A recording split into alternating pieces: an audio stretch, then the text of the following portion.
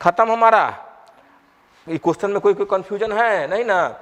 अब चलिए 11वां प्रश्न हमारा है कि प्रतिबंधन एंजाइम पर संक्षिप्त टिप्पणी लिखे। ये भी आपका 5 नंबर वाला क्वेश्चन हो जाएगा।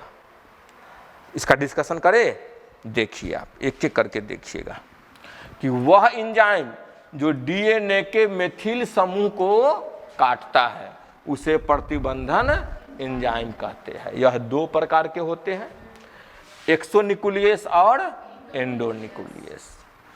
एक्सोन्यूक्लियस डीएनए के सिरे से न्यूक्लियोटाइड को अलग करता है, जबकि एंडोन्यूक्लियस डीएनए को भीतर विशिष्ट स्थल पर काटते हैं। तो उस क्रम को पैलिंड्रोमिक अनुक्रम कहते हैं। जैसे 5 से 3 दिशा में पढ़ने पर दोनों लड़ियों में एक जैसा पढ़ा जाएगा। अगर इसे 3 से 5 दिशा में पढ़ा जाए तब भी एक जैसा ही पढ़ा जाएगा। तो 5 से 3 में पढ़िए तो GAATTC, और फिर 5 से 3 में पढ़िए तो GAATTC, या 3 से 5 में पढ़िए, 3 से 5 में पढ़िए तो CTTAAG, 3 से 5 में CTTAAG। तो पैलिंड्रोमिक सीक्वेंस किसको कहेंगे, समझ गए कि 5 से 3 में पढ़िए तो, या 3 से 5 में पढ़िए तो अनुक्रम कभी बदलेगा, अनुक्रम समान रहेगा। तो इसी को हम बोलते हैं पैलिंड्रोमिक अनुक्रम। अब आगे देखेंगे कि एंडोन्यूक्लियस का एक उदाहरण है, जैसे EcoR1।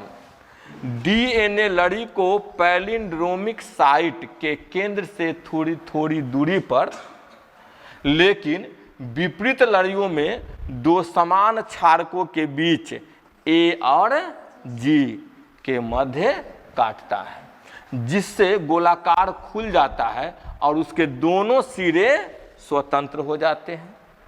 यहाँ पे देख रहे हैं ये 2 लड़ी है, इसको हम मानेंगे 5 तो इसको मानेंगे 3, तो इसको मानेंगे 5 तो इसको मानेंगे 3, हो गया।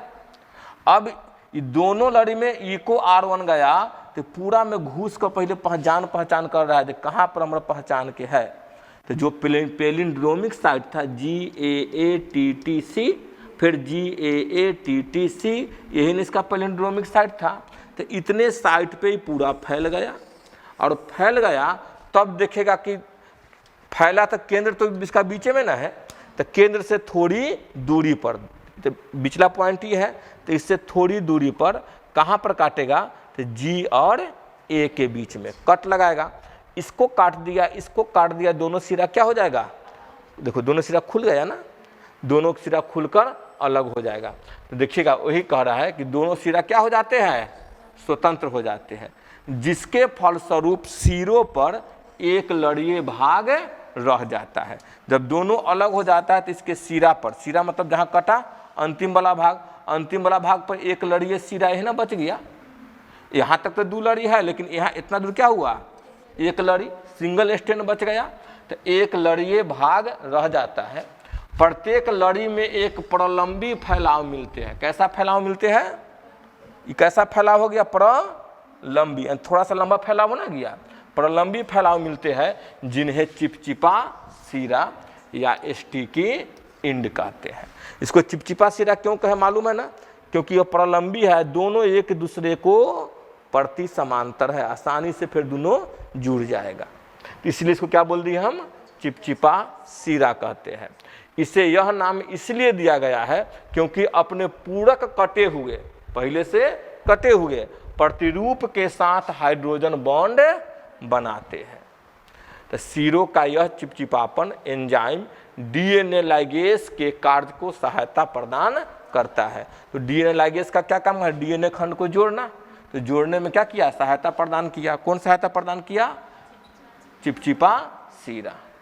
हो गया हमारा, यही प्रश्न था, बस हमारा चैप्टर खत्म। अगला दिन इस पूरे चैप्टर